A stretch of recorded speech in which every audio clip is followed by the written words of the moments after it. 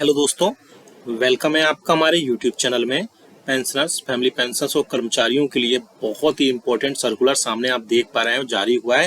Ministry of finance के department of expenditure के E5 section की तरफ से एक इम्पोर्टेंट मीटिंग के रिगार्डिंग सर्कुलर जारी कर दिया गया है। जी हाँ दोस्तों, जिसमें कर्मचारियों, पेंशनर्स और फैमिली पेंशनर्स के कई सारे इश्यूज जो थे वो सॉल्व किए गए। साथ ही साथ उस बैठक में और भी कई सारी चीजें हुई, जिसमें फाइनेंस सेक्रेटरी के चेयरमैनशिप के अंडर में बहुत सारी चीजें डिस्कस की गई और बहुत सारी चीजों में डिस्कशन होगा। क्या क्या डिस्कशन होगा, ये सारी चीजें हम डिटेल में जानेंगे। साथ ही साथ उस बैठक में कौन कौन प्रेजेंट होने वाला है, ये भी हम जानने वाले हैं। ये इंपॉर्टेंट सर्कुलर आप सभी के लिए सामने आप स्क्रीन पर भी देख पा रहे हैं। बहुत इंपॉर्टेंट ये सर्कुलर है। पूरे वीडियो को हम डिटेल में देखेंगे। वीडियो थोड़ा लॉन्ग हो सकता है, लेकिन आपके लिए वीडियो बहुत ही ज्यादा इंपॉर्टेंट होगा। आपकी जो भी रिक्वेस्ट है, आपकी जो भी डिमांड्स है, उसके रिगार्डिंग में, इसलिए इस वीडियो को पूरा लास्ट तक देखिएगा। और अगर चैनल पर पहली बार आए तो चैनल को फ्री में सब्सक्राइब जरूर करिएगा। सब्सक्राइब के ब्लैक बटन को प्रेस करके, साथ ही साथ उसके बाद में बेल आइकन को प्रेस करना, यानी कि घंटे के निशान को प्रेस करना बिल्कुल मत भूलिएगा। ऑल पर सिलेक्ट कर दीजिएगा, तब आपके पास हमारी वीडियोस की लेटेस्ट नोटिफिकेशन आ पाएगी और आप हमारे वीडियोस को इसी तरीके से आगे भी वॉच कर पाएंगे। आपको एक जल्दी से इन्फॉर्मेशन दे दें, आप हमारे चैनल पर पेंशनर्स, फैमिली पेंशनर्स और कर्मचारियों के पेंशनर्स के जो पेंशनरी बेनिफिट्स हैं उनसे रिलेटेड हम इन्फॉर्मेशन, सर्कुलर्स और नोटिफिकेशंस आपको समझाए जाते हैं। साथ ही साथ आपको अगर कोई आपकी पेंशनरी बेनिफिट्स में कोई अगर प्रॉब्लम है तो उसको आप कमेंट बॉक्स में कमेंट करिए। हम नेक्स्ट वीडियो में उसको लेंगे और आपको सारी जितनी भी प्रॉब्लम्स है उसे दूर करने की कोशिश करेंगे। चलिए जल्दी से लेकर चलते हैं नोटिफिकेशन पर, जो कि आप सामने देख पा रहे हैं। इसमें एक अर्जेंट मीटिंग के रिगार्डिंग एक इंपॉर्टेंट सर्कुलर जारी किया गया है मिनिस्ट्री ऑफ फाइनेंस के डिपार्टमेंट ऑफ एक्सपेंडिचर के E5 ब्रांच की तरफ से, जो कि लेटर लिखा गया है मिस्टर शिवगोपाल मिश्रा को, जो कि सेक्रेटरी है स्टाफ साइट नेशनल काउंसिल या JCM के जॉइंट कंसल्टेटिव मशीनरी के। और उसमें कई सारी चीजों पर जो है डिस्कशन के चलते नोटिफिकेशन आप देख सकते हैं। इसमें आप देख सकते हैं कमेटी एक बनाई गई है, जिसके पेंशन सिस्टम और डिस्कशन से रिलेटेड स्टाफ साइड में कई सारी चीजें की गई हैं, जिसमें जो फाइनेंस सेक्रेटरी हैं वो इसकी चेयरमैनशिप करने वाले हैं। साथ ही साथ 15 जुलाई 2024 को मंडे को रूम नंबर 169D में ये मीटिंग होने वाली है। और इसके अलावा और भी कई सारे इसमें जो रिप्रेजेंटेटिव्स हैं स्टाफ साइड के, नेशनल काउंसिल के, वो भी इसमें भाग लेंगे। साथ ही साथ कई चीजों पर इसमें डिस्कशन हो सकता है। और डिस्कशन की बात करें तो किन किन चीजों पर डिस्कशन हो सकता है उसके रिगार्डिंग हम बात कर सकते हैं। यहाँ पर एक रफली आइडिया लगा सकते हैं कि किन किन चीजों पर वहां पर डिस्कस हो सकता है। तो जो कि सबसे बड़ा मुद्दा अभी तक का रहा है वो रहा है 18 मंथ्स के DA और DR के एरियर्स पर, जो बहुत सारी अभी मीडिया में भी खबरें आ रही हैं। साथ ही साथ न्यूज में भी, टीवी चैनल्स पर भी ऐसे खबरें आ रही हैं कि 18 मंथ्स का DA और DR का एरियर सरकार अब आपको बजट में अलॉट कर सकती है। जी हाँ दोस्तों, ये टीवी में भी आने लगा है। लेकिन 18 मंथ्स के DA और DR के रिगार्डिंग गवर्नमेंट जो है पहले ही पिक्चर सारी क्लियर कर चुकी है कि 18 मंथ्स का DA और DR का एरियर्स आपको नहीं दिया जा सकता है। कोविड के टाइम में इसमें जो 3 बड़ी इंस्टॉलमेंट्स थी वो उसको फ्रीज किया गया था, लेकिन आपको बढ़ते हुए रेट पर आपको जो है DA प्रोवाइड करा दिया गया था, लेकिन 18 मंथ्स का जो DA DR का एरियर्स था वो आपको नहीं दिया गया था।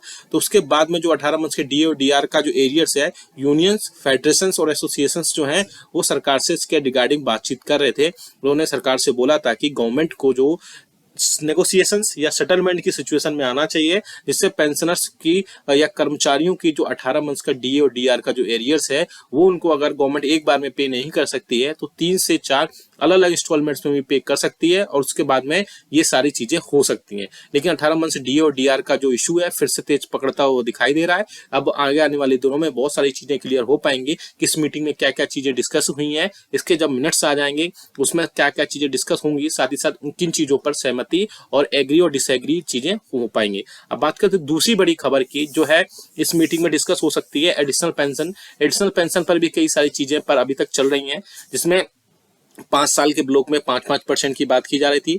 साथ ही साथ ये भी बोला गया था यूनियंस की तरफ से कि 1-1% की हर साल 1% की एटलीस्ट बढ़ोतरी की जाए। जैसे कि सर्विंग एम्प्लॉइज की बेसिक में 3% की बढ़ोतरी होती है, तो जो पेंशनर्स और फैमिली पेंशनर्स हैं उनकी बेसिक पेंशन में 1% की वृद्धि की जाए। हालांकि एडिशनल पेंशन का जो मोस्टली जो चांसेस हैं उसमें 5, 10 और 15% की बढ़ोतरी हो सकती है। जैसे कि 60 से 65 साल के ईयर में 5% की, 65 से 70 फिर से जो है 5% की, 70 से 75 में फिर से 5% की, और 80 ईयर्स की सर्विस पूरी, 80 ईयर्स की एज पूरी करने के बाद आपको पता ही है कि 20% बेसिक में वृद्धि हो जाती है। तो ये भी ये चीजें डिस्कशन हो सकती है। साथ ही साथ एक बड़ा मुद्दा हो सकता है 8वें वेतन आयोग को लेकर के। जी हाँ दोस्तों, अब आपको पता है कि 7th पे कमीशन का गठन जो है नजदीक है, 2026 में होने वाला है, लेकिन उसके पहले एक बड़ी कमेटी बनाई जा सकती है जो 8वें वेतन आयोग के रिकमेंडेशंस गवर्नमेंट को देगी, और वहां से जो रिकमेंडेशंस पास होंगे वो 8वें वेतन आयोग में लिए जा सकते हैं। सबसे बड़ा इशू होगा इसमें फिटमेंट फैक्टर का। आपको जानकारी के लिए बता दूं मैं कि 7 सीपीसी में जो फिटमेंट फैक्टर था वो 2.57 बेसिस पर लिया गया था, और 6 पे कमीशन से उसको 2.57 बेसिस पर मल्टीप्लाई करने के बाद आपका 7 पे कमीशन बना था। तो 8वें वेतन आयोग में सबसे इंपॉर्टेंट होगा फिटमेंट फैक्टर, कि फिटमेंट फैक्टर क्या लिया जाए। वैसे बहुत ज्यादा चांसेस है कि फिटमेंट फैक्टर 3 लिया जा सकता है। अगर 3 फिटमेंट फैक्टर होता है तो आपकी बेसिक सैलरी 18,000 रुपए से बढ़ करके 22 से 23,000 रुपए, साथ ही साथ बेसिक जो पेंशन है वो 9,000 रुपए से बढ़ करके 13 से 14,000 रुपए तक सिर्फ बेसिक पहुंच सकती है।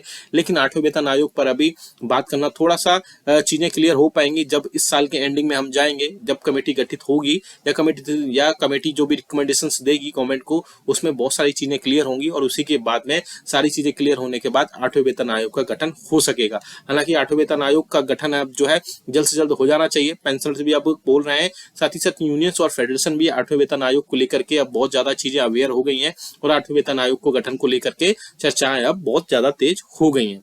अब बात करते हैं एफएमए को लेकर के, जो कि फिक्स्ड मेडिकल अलाउंसेस होता है। आप सभी को मैं प्रीवियस वीडियोस में भी कई बार बता चुका हूं कि ऐसे पेंशनर्स और फैमिली पेंशनर्स जो नॉन सीजीएचएस एरियाज में रहते हैं, यानी कि जहां पर सीजीएचएस के हॉस्पिटल्स, डिस्पेंसरीज या वेलनेस सेंटर नहीं होते हैं, उनको वहां पर ओपीडी मेडिसिन के खर्च के रूप में 1,000 रुपए प्रोवाइड कराए जाते हैं। तो पिछले कुछ दिनों एक स्कूआ की मीटिंग हुई थी जिसमें पेंशनर्स के लिए बोला गया था कि फिक्स्ड मेडिकल अलाउंसेस को 1,000 रुपए से बढ़ा करके 3,000 रुपए किया जाना चाहिए, क्योंकि 18,000 रुपए, क्योंकि जो इस टाइम पे जो बेसिक पे है उसके हिसाब से 1,000 रुपए काफी कम है, और जो ओपीडी मेडिसिन के हैं उनके खर्चे के रूप में 1,000 रुपए दिए जाते हैं, वो मेडिसिन के रूप में काफी कम होते हैं, और उसको बढ़ा करके 3,000 रुपए किया जाना चाहिए। हालांकि ministry of health and family welfare की तरफ से इस पर रिगार्डिंग पर उनका एक बड़ा सा रिप्लाई भी आया था, जिसमें उन्होंने क्लियर मेंशन किया था कि हम अभी पूरे मैटर को देख रहे हैं, मैटर पूरा अंडर कंसिडरेशन है, जल्द से जल्द इस पर कोई ना कोई अपडेट जरूर निकल कर आ जाएगी, और उसमें पॉजिटिव आने की चांसेस है। मुझे लगता है कि फिक्स्ड मेडिकल अलाउंस पर जल्द से जल्द कोई ना कोई खुशखबरी देखने को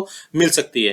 सबसे बड़ी बात, आप हमें कमेंट करके बताएगा कि आपके हिसाब से 18 मंथ्स का डीए डीआर का एरियर्स आपको मिलना चाहिए। साथ ही साथ आपकी जो एडिशनल पेंशन है उसमें 5, 10 और 15% की बढ़ोतरी होनी चाहिए, या फिर नहीं होनी चाहिए, या आपके हिसाब से कोई और इसका अल्टरनेट निकाला जाना चाहिए। साथ ही साथ जो 8वें वेतन आयोग है यानी कि 8 सीपीसी है, उससे रिलेटेड कई सारी चीजें आगे क्लियर होंगी। आप भी अगर आपके कोई सुझाव है तो आप कमेंट बॉक्स में कमेंट करिएगा, वहां से आपके सुझाव ले लिए जाएंगे। साथ ही साथ पेंशनर्स और फैमिली पेंशनर्स के जो फिक्स्ड मेडिकल अलाउंसेस को लेकर भी जो चीजें हो रही हैं उस पर आगे आने वाले दिनों में बहुत सारी चीजें क्लियर हो पाएंगी। ये वीडियो अच्छा लगा तो लाइक करिएगा, इसको सभी ग्रुप्स में आप